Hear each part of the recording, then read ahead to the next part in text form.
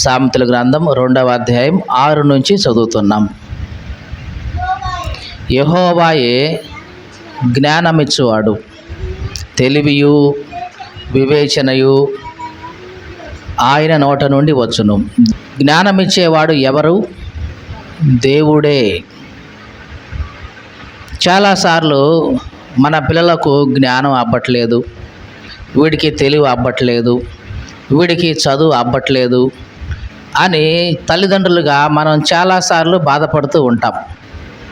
అందరి పిల్లలు బాగా చదువుకుంటున్నారు, మంచి జ్ఞానవంతులు అవుతున్నారు, కానీ మా పిల్లోడు చూడబోతే వీడికి అసలు ఏమీ రావట్లేదు. తల్లిదండ్రులుగా మనం చాలా బాధపడుతూ ఉంటాం. కానీ మనకు అర్థం కావాల్సిన విషయం ఏమిటంటే, జ్ఞానం ఇచ్చేది దేవుడే అనే సంగతి అర్థం కావాలి. చాలాసార్లు లోకంలో మనం ఏమనుకుంటామంటే, జ్ఞానం ఇచ్చేది గురువులు, జ్ఞానం ఇచ్చేది టీచర్లు, జ్ఞానం ఇచ్చేది స్కూళ్ళు, కాలేజీలు, ఇవన్నీ అనుకుంటాం. కానీ ఎక్కడికి వెళ్ళినా, ఆ స్కూల్కి వెళ్ళినా, కాలేజీకి వెళ్ళినా, వాడి బుర్రలో జ్ఞానం అనేది రావాలి అంటే, ఆ తెలివి వాడికి కలగాలి అంటే ఎవరు ఇవ్వాలి అంటే దేవుడు మాత్రమే చేయాలి అది. కాబట్టి దేవుడే మనకు జ్ఞానం ఇచ్చేవాడు అని దేవుని వాక్యం మనకు సెలవిస్తూ ఉంది. కాబట్టి జ్ఞానము రావాలంటే ఎవరి దగ్గర నుంచి రావాలి? దేవుని దగ్గర నుంచి రావాలి. తెలివి రావాలంటే దేవుని దగ్గర నుంచే రావాలి. వివేచన రావాలంటే, మనిషికి ఆలోచన శక్తి కలగాలి అంటే దేవుని దగ్గర నుంచే రావాలి. అంటే ఈ లోకంలో మనిషి ఎన్ని రకాలుగా, ఎన్ని రంగాల్లో డెవలప్మెంట్ జరుగుతుంది. వీటన్నిటికీ కావలసిన తెలివి, వివేచన, ఆలోచన ఎవరిస్తున్నారు అంటే దేవుడే. ఇప్పుడు మనుషులుగా చాలా డెవలప్ అయ్యాం, టెక్నాలజీ బాగా పెరిగిపోయింది అంటున్నాం. ఇంత టెక్నాలజీ డెవలప్ అవడానికి కావలసిన ఆలోచన ఇచ్చింది, తెలివినిచ్చింది ఎవరు అంటే దేవుడే. అయితే ఎందుకు ఇచ్చాడు దేవుడు అంత తెలివి, అంత ఆలోచన అంటే, మానవులు అభివృద్ధి పొందాలని, మంచి మార్గంలో వాటిని వినియోగించాలని. కానీ ఈ దినాల్లో చూస్తే ఆ టెక్నాలజీని మనుషులు మంచి కోసమే కనిపెట్టినప్పటికీ దాన్ని ఉపయోగించే వాళ్ళకి సరైన అవగాహన లేక దాన్ని తప్పుడు మార్గంలో ఉపయోగించే వాళ్ళే ఉన్నారు. కంప్యూటర్లు కానివ్వండి, ఫోన్లు కానివ్వండి, టీవీలు కానివ్వండి, ఇవన్నీ ఎందుకంటే ఒక మంచి ఉద్దేశంతోనే రూపొందించారు. ఎక్కడో ఉన్న వాళ్ళతో మనం చక్కగా మాట్లాడుకోవచ్చు, కమ్యూనికేషన్ చేయొచ్చు ఈ ఉద్దేశంతో. కానీ దాని యొక్క సరైన ఉద్దేశం తెలియక చాలామంది దాన్ని చెడుగుకు ఉపయోగిస్తున్నారు, దానివల్ల నాశనాన్ని తెచ్చుకుంటున్నారు. కాబట్టి దేవుడిచ్చిన జ్ఞానాన్ని మంచి కోసం వాడితే అది నీకు, నీ చుట్టూ ఉన్న నలుగురికి చాలా ఉపయోగకరం. లేదు, దాన్ని చెడు కోసం వాడితే దాని ఫలితాన్ని నీవే అనుభవిస్తావు. ఈ లోకంలో ఏ ఆలోచనైనా, ఏ జ్ఞానమైనా దేవుని దగ్గర నుంచి రావాల్సిందే. కాబట్టి దేవుణ్ణి ముందుగా ఎవరైతే పెడతారో వాళ్ళ జీవితాల్లో వాళ్ళు జ్ఞానవంతులుగా కనిపిస్తూ ఉంటారు. మీకు అర్థమైందండి ఈ మాట? నీ జీవితంలో జ్ఞానం కావాలనుకుంటున్నావా? వివేకం కావాలనుకుంటున్నావా? అయితే తప్పనిసరిగా నీ జీవితంలో దేవుణ్ణి ముందుగా పెట్టుకో. దేవుని దగ్గర నుంచి ప్రారంభించు. ఎందుకంటే దేవుడే తెలివినిచ్చేవాడు, దేవుడే జ్ఞానం ఇచ్చేవాడు. కాబట్టి ఆయన్ను ముందు పెట్టుకుంటే, ఆయనకు నీవు ప్రాముఖ్యత ఇస్తే దేవుడు నీకు కావలసినవన్నీ ఇచ్చుకుంటూ వెళ్తాడు. కొలస్సీలకు రాసిన పత్రిక 2వ అధ్యాయం 3వ వచనం చదువుతున్నాం. బుద్ధి జ్ఞానముల సర్వ సంపదయు ఆయన యందే గుప్తములై ఉన్నవి. ఇంకా ఎవడైనా సరే ఇచ్చకపు మాటల చేత, చక్కని మాటల చేత మిమ్మును మోసపరచకుండానట్లు ఈ సంగతులు మీకు చెప్తున్నాను. జాగ్రత్త. లోకంలో చాలామంది ఇచ్చకపు మాటలు చెప్తూ ఉంటారు, మనల్ని భ్రమింపజేసే మాటలు చెప్తుంటారు. అట్లాంటి మాటలు చెప్పి వాళ్ళు మిమ్మల్ని మోసం చేయకుండా, ఇదిగో ఈ సంగతి మీకు చెప్తున్నాను, జాగ్రత్తగా వినండి. ఏమిటి అది? బుద్ధి జ్ఞానముల యొక్క సర్వ సంపద ఎవరి యందు గుప్తమై ఉన్నది? దేవుని యందే గుప్తమై ఉన్నది. అంటే దేవుని దగ్గర ఏముంది? బుద్ధి జ్ఞానముల యొక్క సర్వ సంపద ఆయన దగ్గరే ఉంది. అంటే బుద్ధి యొక్క సర్వ సంపద ఆయన దగ్గరే ఉంది. జ్ఞానము అనే సర్వ సంపద కూడా ఆయన దగ్గరే ఉంది. అంటే ఈ లోకంలో బుద్ధి జ్ఞానం అనేది ఎటువంటి సంపద అంటే సర్వ సంపద అని అర్థం. ఈ లోక సంబంధమైన సంపద అయితే డబ్బు, బంగారం, వెండి, వస్తువులు ఇవి సంపద అయితే ఇవి దోచుకొని పోతారు ఎవరో ఒకళ్ళు. అవునా కాదా అండి? ఖర్చు అయిపోతాయి. ఎంత ఖర్చు పెడితే అంత తరిగిపోతూ ఉంటుంది. కానీ దేవుడిస్తున్న ఈ సర్వ సంపద అనేది ఏ సర్వ సంపద? బుద్ధి జ్ఞానము అనే ఈ సర్వ సంపద నువ్వు ఎంత ఇస్తే అంత పోతూనే ఉంటుంది తప్ప ఏ మాత్రం కూడా తరిగిపోదు. పెరుగుతుందే తప్ప తరగదు. మీకు తెలుసా అండి? మనుషులు విద్య నేర్పుతూ ఉంటే వాళ్ళకి అది పెరుగుతూ ఉంటుంది తప్ప తరగదు. ఎంతమందికైనా చెప్పనివ్వండి, అది తరిగేదైతే కాదు. ఈ లోకంలో దొంగిలించబడని ఆ ధనం ఏదైనా ఉంది అంటే అది విద్య. దాన్ని ఎవరు దొంగిలించలేరు. దొంగలు వచ్చి ఎత్తుకొని పోలేరు. ఇంకొకళ్ళు వచ్చి దేన్ని చేయలేరు.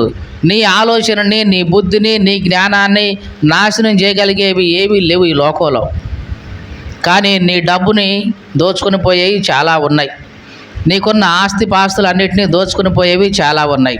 కాబట్టి ఈ లోకంలో దొంగలు కానీ ఎవరు కానీ కనిపెట్టలేని ధనం ఏదైనా ఉంది అంటే అది బుద్ధి జ్ఞానం అనే సర్వ సంపద. అట్లాంటి సర్వ సంపద ఇచ్చేవాడు ఎవరు? దేవుడే. ఈ మాటలు వింటే నా ప్రియ సహోదరి సహోదరుడా, జ్ఞానం తక్కువగా ఉందనుకుంటున్నావా? బుద్ధి తక్కువగా ఉందనుకుంటున్నావా? తెలివి ఒకవేళ నీకు కావాలనుకుంటున్నావా? దేవుని దగ్గరకు రా. తప్పనిసరిగా బుద్ధి జ్ఞానముల యొక్క సర్వ సంపద ఆయన దగ్గరే ఉంది కాబట్టి ఆయన ఇస్తాడు. ఇంకా దేవుని వాక్యంలో ఏమి సెలవిస్తున్నాడంటే దేవుడు యాకోబు పత్రిక 1వ అధ్యాయం 5వ వచనంలో, మీలో ఎవరికైనా సరే జ్ఞానం కొదువుగా ఉంటే అతడు దేవుని దగ్గరకు రావాలి. చూడండి, ఎవరికైనా జ్ఞానం కొదువుగా ఉంటే వాళ్ళు ఎక్కడికి రావాలి? దేవుని దగ్గరకు రావాలి. వస్తే ఏమవుతుంది? చదువుదాం. అప్పుడు అది అతనికి అనుగ్రహించబడుతుంది. మీకు అర్థమైందండి? దేవా, నాకు జ్ఞానం తక్కువగా ఉంది, దయచేసి నాకు జ్ఞానం ఇమ్ము అని నువ్వు దేవుని దగ్గరికి వస్తే దేవుడు దాన్ని నీకు అనుగ్రహిస్తాడు. ఆయన కాదనేవాడు కాదు, లేదు అనేవాడు కాదు. మనమైతే ఉంచుకొని కూడా ఏం చేస్తాం? లేదులేండి, పోండి, పోయి రండి అంటాం. కానీ దేవుడైతే అట్లా అనేవాడు కాదు. ఇంకా ఏముంది అక్కడ? ఆయన ఎవరిని గద్దించకుండా అందరికీ ధారాళంగా దయచేసేవాడు. దేవునికి స్తోత్రం కలుగునుగాక. కాబట్టి దేవుడు ఎట్లా దయచేస్తాడంట మనకు? ఎవరిని గద్దించేవాడు కాదు, పైగా ఎట్లా దయచేస్తాడు? ధారాళంగా దయచేస్తాడు. ఏదో పిసినారితనంగా ఇచ్చేవాడు కాదు. మీకు అర్థమైందండి? లోకంలో మనుషులైతే ఏం చేస్తారు? పిసినారితనం చూపించుకుంటూ ఇస్తారు. ఇదిగో ఇదే ఎక్కువ నీకు, నేనే ఏదో కావాలని ఇస్తున్నా, అది ఉండబట్టలేక ఉండవులే అని చెప్పేసి తప్ప నేరక ఇస్తున్నా అని పిసిని కొట్టుతనంగా మనుషులు ఇస్తుంటారు. కానీ దేవుడు ఇచ్చే ఆ ధారాళమైన మనసు మనుషులకు ఉండదండి. దేవుడు ఎట్లా ఇస్తాడంటే మనుషులకు జ్ఞానం ధారాళంగా ఇస్తాడు. మరి ఇంత ధారాళంగా నీకు కలగాలి జ్ఞానం అంటే ఎవరి దగ్గరకు రావాలి? దేవుని దగ్గరకు రావాలి, ఆయన్ను అడగాలి. అందుకే సామెతల గ్రంథంలో సొలొమోను అంటున్నాడు, బుద్ధి జ్ఞానములు ఇచ్చేవాడు ఎవరు? దేవుడే. ఆలోచన వివేచన ఇచ్చేవాడు ఎవరు? దేవుడే. ఈ లోకంలో నీకు ఆలోచన కలిగించేవాడు, వివేచన కలిగించేవాడు ఎవరంటే దేవుడే కలిగిస్తాడు, మనిషి కాదండి. మనిషి గైడ్ చేస్తాడేమో, కానీ నీ బుర్రలో ఆలోచన పుట్టించేది ఎవరంటే దేవుడు మాత్రమే. నీ బుర్రలోనే కాదు, ఈ లోకంలో ఉన్న సర్వ జీవరాశుల యొక్క బుర్రల్లో కూడా ఆలోచన పుట్టించేది ఎవరో తెలుసా అండి? దేవుడే. కొన్నిసార్లు మనం అనుకుంటాం, పక్షులను చూసినప్పుడు, జంతువులు చూసినప్పుడు, ఇంకా వేరే జంతువుల్ని పాముల్ని, పురుగుల్ని ఇవన్నీ చూసినప్పుడు అసలు వీటికి ఇంత జ్ఞానం ఎక్కడి నుంచి వచ్చిందని మనమే ఆశ్చర్యపోతూ ఉంటాం. కొన్ని పక్షుల యొక్క గూళ్ళు చూస్తే చాలా ఆశ్చర్యంగా ఉంటుంది. ఎంత జ్ఞానం ఎక్కడొచ్చింది ఈ పక్షికి అని ఆలోచిస్తాం. పిచ్చుక గూళ్ళు, కాకి గూళ్ళు ఇవన్నీ చూసినప్పుడు అసలు ఈ పుల్ల మీద పుల్ల పెట్టి దీన్ని ఒక గూడులా కట్టుకోని ఆలోచన దీనికి ఎక్కడి నుంచి వచ్చింది, ఎవరిచ్చారు? మనం అంటే బడికి పోతున్నాం, మనకు గురువులు నేర్పుతున్నారు. మరి ఇవి ఏ బడిలోకి పోయినాయి, ఎవరు నేర్పారు వీటికి జ్ఞానం అని ఆలోచించినప్పుడు దేవుడే జ్ఞానం ఇచ్చేవాడు అని మనకు తెలుస్తుంది. మీకు తెలుసా, కుక్కలే కానివ్వండి, జంతువులే కానివ్వండి, గేదెలే కానివ్వండి, వాటి బిడ్డను చూసినప్పుడు అవి దగ్గరగా వస్తాయి. ఇవి నా బిడ్డ అనే సంగతి వాళ్ళకి ఎట్లా తెలుస్తుంది? వాటికి దేవుడే వాటికి ఆ తెలివి ఇస్తున్నాడు. ఇలాగా లోకంలో ఉన్న ప్రతి జంతువుకి దేవుడే తెలివిస్తున్నాడు. తెలివి మాత్రమేనా, ఆలోచన కూడా దేవుడే ఇస్తున్నాడు. ఎలా వెళ్ళాలి, ఏదైనా ప్రమాదం జరిగితే ఎట్లా తప్పించుకోవాలి, యజమానికి ఎట్లా లోబడి ఉండాలి, వీటన్నిటి యొక్క ఆలోచన జంతువులకు సహాయం ఇచ్చేది ఎవరంటే దేవుడే. ఈ మాటలు వింటూ నా ప్రియ సహోదరి సహోదరుడా, జంతువులకు జ్ఞానం ఇస్తున్న దేవుడు నీకు ఇవ్వకుండా ఉంటాడా? పక్షులకి, పురుగులకి, పాములకి సైతం ఆలోచన ఇచ్చి వాటిని అవి కాపాడుకునేలాగా చేసిన దేవుడు నీకు జ్ఞానం, ఆలోచన, వివేచన ఇవ్వడా? తప్పనిసరిగా ఇస్తాడు. మరి నువ్వేం చేయాలి? ఆయన దగ్గరకు వచ్చి అడగాలి. అడగకపోతే దేవుడు ఇవ్వడా అండి? ఇస్తాడు. కానీ అడిగితే ఇంకా ధారాళంగా ఇస్తాడు. అడగకుండా దేవుడు ఇస్తాడు, కానీ అడిగితే ఇంకా ఎక్కువ ఇస్తాడు. ఎప్పుడు అడుగుతావు నువ్వు? నీకు అది లేదు అనిపించినప్పుడు అప్పుడు అడుగుతావు. అందుకే దేవుడు వాక్యంలో ఏం చెప్తున్నాడంటే దేవుడే జ్ఞానం ఇచ్చేవాడు. తెలివి, ఆలోచన, వివేచన ఎవరి దగ్గర నుంచి వస్తాయి? దేవుని దగ్గర నుంచే వస్తాయి. యోబు గ్రంథం 12వ అధ్యాయం 13వ వచనం, జ్ఞాన శౌర్యములు ఆయన యొద్ద ఉన్నవి, ఆలోచనయు వివేచనయు ఆయనకు ఉన్నాయి. దేవునికి స్తోత్రం కలుగునుగాక. దేవుని దగ్గర ఏమున్నాయంట? జ్ఞానం ఉంది, శౌర్యము కూడా ఉంది. శౌర్యము అంటే పరాక్రమము కూడా ఉంది, బలము కూడా ఉంది. దేవుని దగ్గర కేవలం జ్ఞానం మాత్రమే కాదండి, శౌర్యము కూడా ఉంది. నిన్ను శౌర్యవంతుడిగా చేయగలిగిన వాడు దేవుడే. అంటే ఆ శౌర్యం నీకేం చేస్తుంది? నువ్వు చేసే ప్రతి యుద్ధంలో గెలిచేలాగా చేస్తుంది. అంతకుముందు మనం చాలాసార్లు చెప్పుకున్నాం, ఈ మానవ లోకంలో మన జీవితమే ఒక యుద్ధం అండి. మళ్ళీ చెప్తున్నానండి, మన జీవితమే ఒక యుద్ధ రంగం. ఈ యుద్ధ రంగంలో ఎన్నో వాటిని మనం జయించుకుంటూ వస్తుంటాం. కొన్నిసార్లు పడుతుంటాం, కొన్నిసార్లు లెగుస్తుంటాం, కొన్నిసార్లు అనారోగ్య పాలవుతాం, మళ్ళా వాటి నుంచి పైకి లెగుస్తాం. కొన్నిసార్లు శోధనలో పడిపోతుంటాం, మళ్ళీ వాటిని జయించి పైకి లెగుస్తూ ఉంటాం. కొన్నిసార్లు మానసికంగా ఇబ్బంది పడతాం, మళ్ళీ వాటిని జయించి ముందుకు వస్తూ ఉంటాం. ఇలాగ పడుతూ, లేస్తూ, గెలుస్తూ, ఓడిపోతూ ఈ మానవ జీవితంలో ముందుకు కొనసాగుతూనే ఉంటాం. ఈ రకంగా ఎన్నో అనుభవాలు మనం సంపాదించుకుంటూ ఉంటాం, ఎన్నో వాటిని జయించుకుంటూ వస్తున్నాం. కానీ చివరిగా ఈ యుద్ధంలో మనిషి ఓడిపోతాడు. మీకు తెలుసా అండి, ఈ మానవ జీవితం యొక్క యుద్ధంలో, రణరంగంలో మనిషి చివరిగా ఓడిపోతూనే ఉంటాడు. ఎక్కడ అంటే మరణం దగ్గర. ఎక్కడ ఓడిపోతాడు? మరణం దగ్గర. చిన్నప్పటి నుంచి ఎన్నో ఇబ్బందులు వస్తాయి, వాటిని జయించావు. అనారోగ్యం వచ్చింది, వాటిని జయించావు. అప్పుల బాధలు వచ్చినాయి, వాటిని జయించావు. ఆర్థిక ఇబ్బందులు వచ్చినాయి, వాటిని జయించుకుంటూ ఇక నా అంతటి వాడు లేడు, నేను చాలా అన్నింటినీ జయించుకుంటూ వచ్చేసాను అనుకుంటావు. కానీ చివరికి ముసలితనం వస్తుంది, దాన్ని జయించలేవు. వార్ధక్యం వస్తుంది, దాన్ని జయించలేవు. ఇక నీ శక్తి అంతా ఉడిగిపోతూ ఉంటుంది, నీ బలమంతా ఉడిగిపోతూ ఉంటుంది, మరణం నిన్ను సమీపిస్తుంది. ఇక చివరిగా మరణంతో పోరాడే ఆ యుద్ధంలో నీవు ఓడిపోతూ ఉంటావు. ఇంతవరకు కూడా ఈ భూప్రపంచంలో మరణంతో పోరాడి నేను గెలిచాను అన్నవాళ్ళు భూమి మీద ఎవరూ లేరు. కొంతమంది దేవుని దయ వలన మరణాన్ని తప్పించుకొని పరలోకానికి చేరిన వాళ్ళు ఉన్నారు. బైబిల్ గ్రంథంలో హానోకు లాంటి వాళ్ళు, ఏలియా లాంటి వాళ్ళు ఉన్నారు.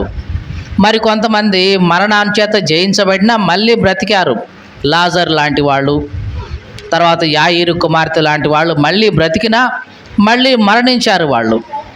యేసుక్రీస్తు మాత్రమే ఇంతవరకు మరణాన్ని జయించి తిరిగి లేచిన విజయం ఆయనది ఒక్కడు మాత్రమే ఈ ప్రపంచంలో.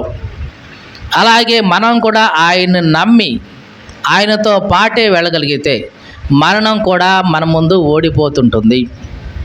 యేసుక్రీస్తు ఏ విధంగానైతే మరణాన్ని జయించి తిరిగి లేచాడో అలాగే మనం కూడా మరణాన్ని జయించి తిరిగి లేగిస్తాం. మరణం అంటే ఇక్కడ మొదటి మరణం కాదు, రెండవ మరణం గురించి, అంటే నరకం గురించి, అగ్నిగుండం గురించి. యేసుక్రీస్తు నమ్మిన ప్రతి ఒక్కరూ కూడా అగ్నిగుండం నుంచి రక్షించబడతారు, రెండవ మరణం నుంచి రక్షించబడతారు. కాబట్టి ఈ జీవితం అంతా కూడా యుద్ధ రంగం. ఈ యుద్ధ రంగంలో నిన్ను గెలిపించేది ఎవరంటే దేవుడు మాత్రమే. దేవునికి స్తోత్రం కలుగును గాక. అందుకనే మనం చదువుకున్న వాక్య భాగాల్లో యోబు గ్రంథం 12వ అధ్యాయం 13వ వచనంలో జ్ఞాన శౌర్యములు ఆయన యొద్ద ఉన్నాయి. ఇంకా తర్వాత మాట చదువుదాం. ఆలోచనయు వివేచనయు ఆయనకు ఉంది. ఆయన పడగొడితే ఎవరు కూడా మరలా కట్టలేరు. ఏమండి, మీకు ఆ మాట అర్థమవుతుందా? దేవుడు గనక పడగొడితే నువ్వు కట్టగలవా? ఒక మనిషి జీవితాన్ని దేవుడు పడగొట్టాడు, ఒక మనిషి యొక్క ఆయుష్ని దేవుడు పడగొట్టేశాడు. మళ్ళా నువ్వు దాన్ని కట్టగలవా, నిలబెట్టగలవా? మానవుడి వల్ల కాదండి. ఇది దేవుని యొక్క యూనిక్నెస్. ఆయన ఒకటి చేస్తే దాన్ని తిరిగి మరలా చేయడం ఏ మనిషి వల్ల కూడా కాదు, ఏ శాస్త్రం వల్ల కూడా కాదు. ఈనాడు సైన్స్ బాగా పెరిగిపోయింది, టెక్నాలజీ పెరిగిపోయింది, మనిషిని మరణం నుంచి జయించగలుగుతామని అనుకుంటున్నారు తప్ప ఇంతవరకు జరగదు.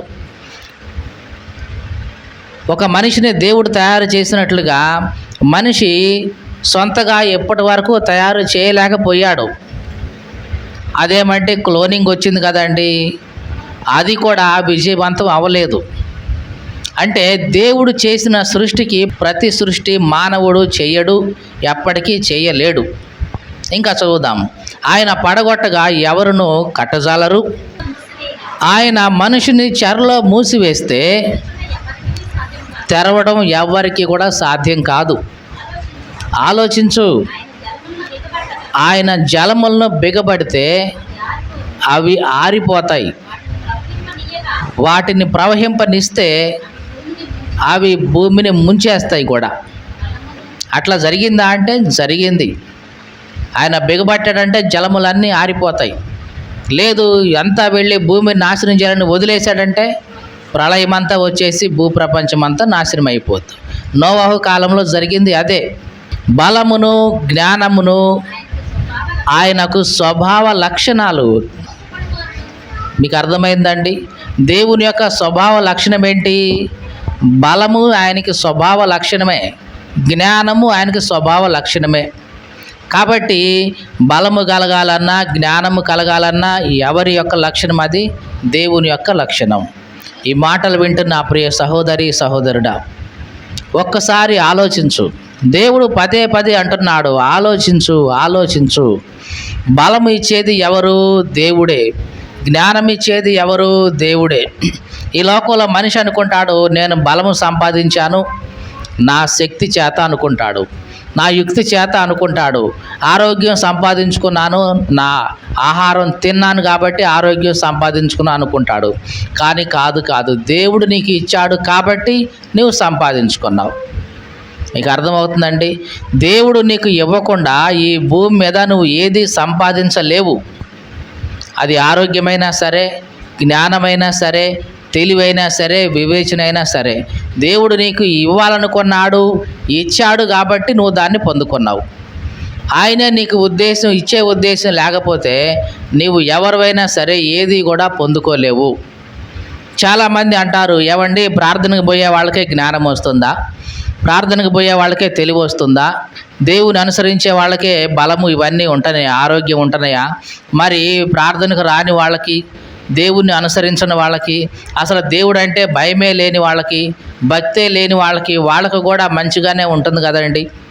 వాళ్ళకి కూడా తెలివి జ్ఞానం బాగానే ఉంటుంది కదండి. వాళ్ళకి కూడా బలము ఆరోగ్యం బాగానే ఉంటుంది కదండి అని అంటారేమో. దేవుడు వాళ్ళకి అనుమతించాడు కాబట్టే ఉంటున్నాయి. మీకు అర్థమైందండి? దేవుడికి ఎవరంటే పక్షపాతం లేదు. దేవుని దృష్టిలో అందరూ కూడా దేవుని బిడ్డలే. క్రైస్తవులైన దేవుని బిడ్డలే, అన్యులైన దేవుని బిడ్డలే. దేవుడి సృష్టిలో వీళ్ళందరూ కూడా దేవుని చేత సృష్టించబడిన మనుషులు కాబట్టి వీళ్ళందరూ కూడా దేవుని బిడ్డలే. అందుట్లో ఎటువంటి సందేహం లేదు.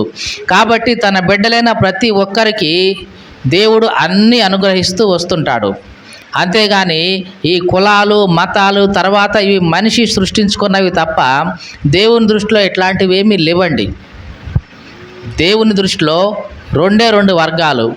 ఒకటి తనను ఎరిగిన వాళ్ళు, తనను ఎరగకుండా జీవిస్తున్న వాళ్ళు. అంతే తప్ప మనుషులైతే కులాల పేరుతో మతాల పేరుతో మనుషులు విడగొట్టుకుంటున్నారు కానీ దేవుని దృష్టిలో ఇవేమీ లేవు. కాబట్టి దేవుడు ఈ సర్వ భూ ప్రపంచానికి అంతటికీ తన జ్ఞానాన్ని ధారాళంగా ఇస్తున్నాడు. కులం మతం ఇట్లాంటివి ఏ సంబంధం లేకుండా. ఈ కులాలు మతాలు మనం సృష్టించుకునేవే తప్ప దేవుని దృష్టిలో లేవు ఇవి. కాబట్టి ప్రతి ఒక్కరూ కూడా దేవుని బిడ్డలు కాబట్టి అందరికీ దేవుడు తన జ్ఞానాన్ని ఇస్తున్నాడు, తెలివినిస్తున్నాడు, వివేచన ఇస్తున్నాడు. మరి కొంతమందికి లేవు కదండి, ఉండట్లేదు కదండి. అలా లేని వాళ్ళు ఏం చేయాలి? తప్పనిసరిగా ప్రత్యేకంగా ఆయన దగ్గరికి వచ్చి అడగాలి, అడిగి పొందుకోవాలి. ఎవరికైతే జ్ఞానం కొదువుగా ఉందో, అదే దేవుడు చెప్పాడు, మీలో ఎవరికైనా సరే జ్ఞానం కొదువుగా ఉంటే వాడు దేవుణ్ణి అడగాలి, అది ఆయన అతనికి అనుగ్రహిస్తాడు. ఆయన అడిగితే ధారాళంగా ఇస్తాడు, కాదు లేదు అనకుండా. ఈ మాటలు వింటే నా ప్రియ సహోదరి సహోదరుడా, దేవుని సన్నిధికి వస్తున్నావు, మరి జ్ఞానం కోసం అడుగుతున్నావా? తెలివి కోసం అడుగుతున్నావా? వివేచన కోసం అడుగుతున్నావా? బలము కావాలి నాయనా, శక్తి కావాలి నాయనా అని అడుగుతున్నావా? అడిగితే దేవుడు ఇస్తాడు.